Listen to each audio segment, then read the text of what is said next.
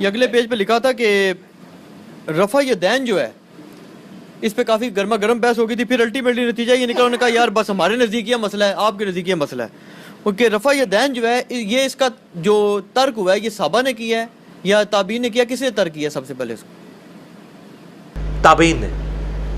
میرا اس پہ مسئلہ 70B ہے جس کو دیکھ کے کئی لوگوں نے رفع الیدین شروع نہیں، کیا. وہ جن تابعین نے اس کو ترک کیا ہے وہ آپ کے نزدیک گمراہ کذاب ہے؟ کون لوگ؟ نہیں، کوئی نہیں ہے. ہم یہ کہتے ہیں کہ وہ انہوں نے نماز کے لوست درجے کو اڈاپٹ کیا ہے، ان کے نزدیک رفع الیدین سنت ہے، اگر کوئی چھوڑ بھی تو خیر ہے. نہیں، جو نیک بھی ہو سارا کچھ ہو وہ پھر آپ کو اس سے اپنے آپ کو زیادہ تو نیک میں بتا تو یہ بات کروں گا کہ ان سے زیادہ نیک اصحاب ہیں. اور امام بخاری کی کتاب جز رفع الیدین میں ہے کہ عبداللہ بن عمر ان لوگوں کو کنکریاں مارتے تھے جو نماز میں سستی کی وجہ سے رفع الیدین چھوڑتے تھے. تو عبداللہ بن عمر کے زمانے میں تابعین چھوڑ گئے تھے نا. عبداللہ بن عمر کنکریاں مارتے تھے تو ہمیں کوئی تکلیف نہیں ہے، ہمارے سامنے کرے گا ہم اسے کنکریاں مار کے صحابی کی سنت پہ عمل کریں گے. ہم تو صحابہ کے ساتھ ہیں نا. تابعین ورسز صحابی آئے گا تو ہم صحابی کو لیں گے، اور صحابہ کرام ورسز نبی علیہ السلام کی مرفوع حدیث آئے گی، اگر ٹکراتی نہ ہو تو نبی علیہ السلام کو مطلب ہم پرائرٹی دیں گے اگر ٹکرا جائے گی. تو مسئلہ یہ رفع الیدین کا نہیں ہے. دوسرا یہ کہتے ہیں کہ رفع الیدین سنت ہے واجب. اے سوال کرو، ہم کب کہتے ہیں کہ واجب ہے؟ ہم کہتے ہیں ہاتھ باندھنا بھی سنت ہے، ہاتھ چھوڑ کے نماز پڑھنا بھی سنت ہے. بلکہ مجھے یاد آ گیا آپ کی بات سے، وہ قریشی صاحب نے سوال، ایک بندے نے سوال پوچھا نا کہ جی میں نے اتنے عرصے سے رفع الیدین، بلکہ اس نے کہا جی میں نے اہل حدیث سے پوچھنا مسئلہ.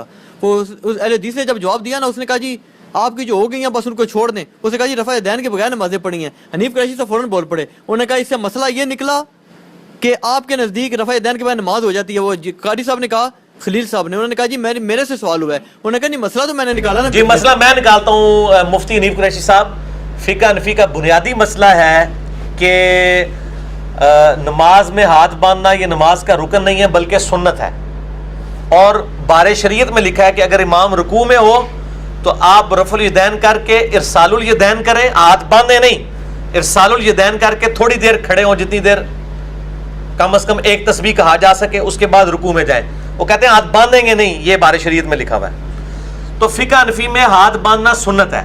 ہم کہتے ہیں جہاں آپ نے رفع الیدین کی سنت کو چھوڑا ہے، سنت کہہ کے آپ ہاتھ باندھنا بھی چھوڑ دیں، ہم آپ کے ساتھ ہوں گے. کبھی اس سنت کی بھی قربانی دیں نا. جب سنت کو آپ کہتے ہیں، ہم آپ کو پھر ترمذی کی حدیث نہیں سنائیں گے کہ 6 لوگوں پہ اللہ کی لعنت ہے، ان میں سے ایک وہ ہے جو میرے اہل بیت کی توہین کرے اور ایک وہ ہے جو میری سنت کو چھوڑے جان بوجھ کے. ہم یہ آپ کو ترمذی کی حدیث نہیں سنائیں گے، وہ آپ اپنے آپ کو خود ہی سنائیں گے کہ ہاتھ باندھ کے نماز پڑھنا یہ کہتے ہیں سنت ہے.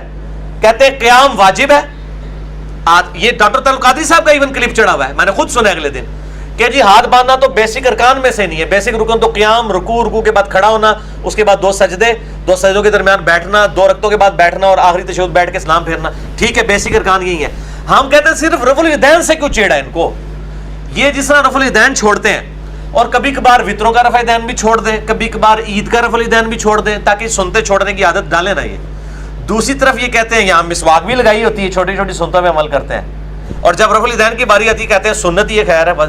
تو بھائی اس کی پھکی میں ان کو دے سکتا ہوں کہ ہاتھ باندھنا بھی سنت ہے، اسے بھی چھوڑو. نہیں یہ تو انہوں نے بات کی ہے نا، انہوں نے کس نے کی تھی؟ عباس رضوی صاحب کے میں نے سنا تھا. کس کی سنا تھا؟ انہوں نے کہا جی ہم نے یہ بات کی ہی نہیں، ہمارا تو مقدمہ ہی نہیں سمجھتے اہل حدیث حضرات. وہ کہتے ہیں جی ہمارا مقدمہ یہ نہیں ہے کہ ہم کہتے ہیں رفع الیدین مطلب ہے کہ یہ سنت ہے، یعنی وہ کہتے ہیں جی ہمارا موقف یہ ہے کہ یہ ہے صحیح، بالکل ہم مانتے ہیں یہ سنت بھی تھی، منسوخ ہوگی نا. نہیں، یہ مقدمہ ان کا دوسرا ہے. ان کا مقدمہ 2 انہوں نے، یہ مفتہ بھی والا چکر ہے. کبھی یہ مسئلہ بناتے ہیں، کبھی کہتے ہیں جی آپ شافعی، مالکی اور حنبلی ہو کر سکتے ہیں، یہ کہتے ہیں نا.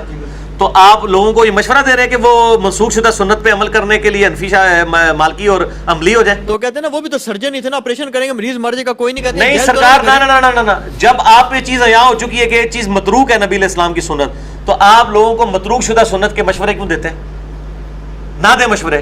پھر آپ مالک کو بھی غلط کیا اور لوگوں کو کہ کبھی مالکی نہ ہونا کیونکہ متروک شدہ سنت پہ عمل کر رہے ہیں. یہ ان کے جواب یہ ہوتے ہیں. اور دوسری طرف یہ جواب ہوتا ہے کہ ہے تو سنت ہی، اگر کوئی چھوڑ دے تو کیا نماز نہیں ہوتی؟ یہ دونوں جواب دیتے ہیں. میں نے بتایا نا فقہ حنفی مجموعہ ہے بے شمار اقوال کا. یہ اس کا آپ کو نمونہ اس میں ملے گا جال حق میں، جہاں کے بھی مفتی صاحب لکھتے ہیں نا سوال کے جواب میں لکھتے ہیں، اس کے کئی ایک جواب ہو سکتے ہیں. سوال ہی کون ہے، کئی ایک جواب ہو سکتے ہیں تاکہ ایک جواب فٹ ہوئے. میں تسی جننے آلو فٹ کرو گے میں تو اتنے ہی آلو اور فٹ کراں گا. اسی ایسے آلو فٹ کریں گے کہ اس طرح چپس نہیں کھاتے ہوں گے کسی نے. ਉਹਦਾ ਜਵਾਬ ਵੀ ਦਿਆਂਗਾ कि ये बिल्कुल झूठ बोलते हैं कि मनसूख है और मतरूक है। बिल्कुल हम कहते हैं ये एक हदीस साबित करे। आज तक इन्होंने जितनी हदीसें निकाली हैं ना अब्दुल्लाह इब्न मसूद की, उसमें सिर्फ ये आता है, वो रवायत भी ज़ईफ़ है अगर ये सही भी माने, उसमें सिर्फ आता है इब्न मसूद ने नमाज पढ़ के बताई, उससे एक दूसरा तरीका साबित होता है। जैसे पगड़ी वाली हदीस से टोपी की नफी नहीं होती, टोपी वाले से पगड़ी की नहीं होती। मनसूख की कोई रिवायत नहीं है कि रफ़ुल यदैन मनसूख है, इसके साथ कोई हदीस मौजूद नहीं है। ठीक है, ये कहते हैं दोनों तरीके हक हैं। ये पुराने इतराज हो गए इनके।